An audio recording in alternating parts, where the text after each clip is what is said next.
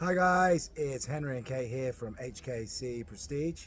And come with us on an evening drive where we're going to take our Adventure Edition Defender down to the Purbeck.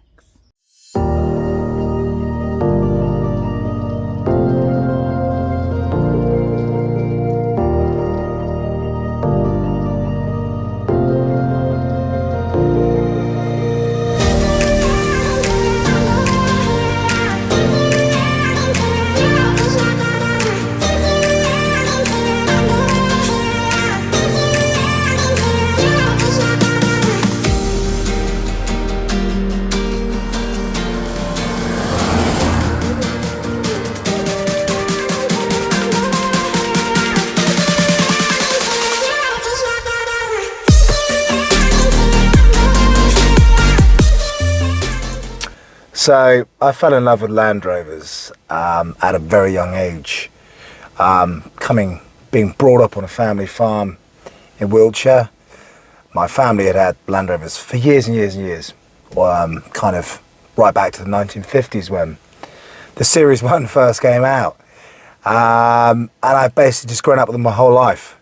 I didn't know anything different apart from a Land Rover Defender, Series 2, Series 3, and then the early Defenders in the late sort of 1980s. So everything about them really hasn't changed much over the years. They are basically the same vehicle underneath of all. Inside, the ergonomics has changed slightly.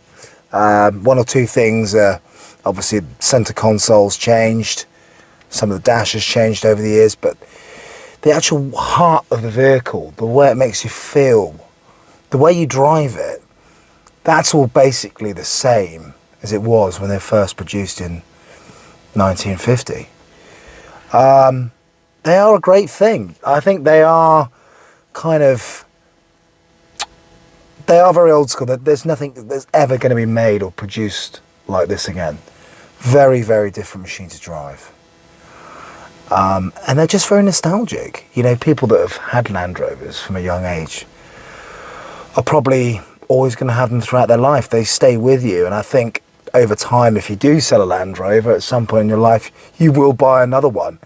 It's just that kind of case of, you know, I love it. You know, they stay with you. They're magnificent. No matter what spec they are, a truck cab or, you know, a pickup, they're always slightly different.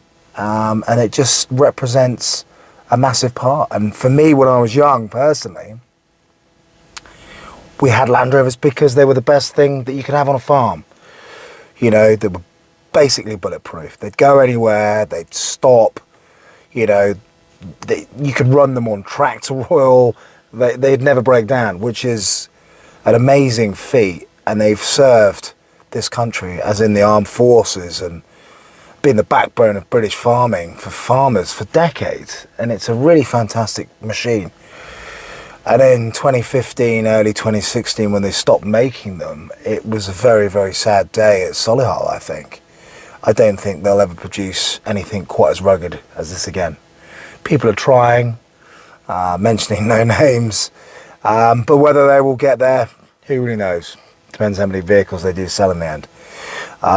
But this is an amazing vehicle. We love it. It's part of our family. We use it a lot to come down here tonight at Kimmeridge in Dorset.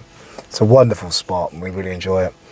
And we'll be using it for many, many moons to come yet. So, yeah. So I'm going to talk you through kind of what you actually get with the Adventure Edition Defender. So there were 600 made in total. That includes long and short wheelbase cars, and they came in 3 different colours. They came in the Chorus Grey, which is this one, with the black accenting, and then you had the Phoenix Orange and the Yukon White as well. And the Yukon White was a very, very rare one, so if you ever find one of those, snap one up. And the kind of the goal of the car was to have the legendary off-road capabilities of the Defender that we know and love, but with a little bit more luxury and a plush interior. And you can really see that in this car. It's much more comfortable to drive. It just feels like you're somewhere that's a little bit more expensive and a little bit more comfortable. So what you actually get with the package in the Adventure Edition is you get the rock guards, so the undercar protection, which we'll show you in a minute. You get the snorkel, You get the Expedition roof rack and the ladder which attach that, which looks really, really cool. Unfortunately, you can't actually get a tent on top of it, but it is something you can convert if that's something you want to do. But overall, it does make the car look really, really cool. And it also comes with 7 seats, and the seats are all in this contrasting leather. So you've got the red and the black in this one, and this actually only came in the later editions. So when they were first made, these adventure editions, this colour would just come in all black, but because this is one of the last ones, they changed it to kind of a contrasting leather, which is really cool. Both front seats are heated, which again is really nice, and most Defenders do have it, but it is nice to keep it in this edition. And yeah, it's just a lovely looking car. There's loads of space in the back, and you've got the Alcantara roofing here, which is a lovely kind of suede feeling, and it makes the car look really, really plush, which is great. So, what's the Defender like to drive? Well, if you know your Land Rovers or your own one, you know what I'm going to be talking about. Clutch, it's heavy. Steering is heavy as well, to be fair. But overall, actually, it's a jolly experience. There's nothing else out there that drives like a Land Rover. Accelerator, it's got a good feel about it. I mean, in 0 to 60, we're talking 10-12 seconds, not particularly fast. But with this Land Rover, they've managed to make some nice little touches that actually give that slight bit of refinement that other Land Rovers haven't had in the past. I'm going to say, for example, the gear stick. It's got a chrome bit on the top of it. It's leather. It actually feels quite nice in your hand. But to be honest with you, the worst thing about this car is the turning circle. It's horrendous, absolutely horrendous. I think a super tanker could honestly turn quicker and sharper than this thing.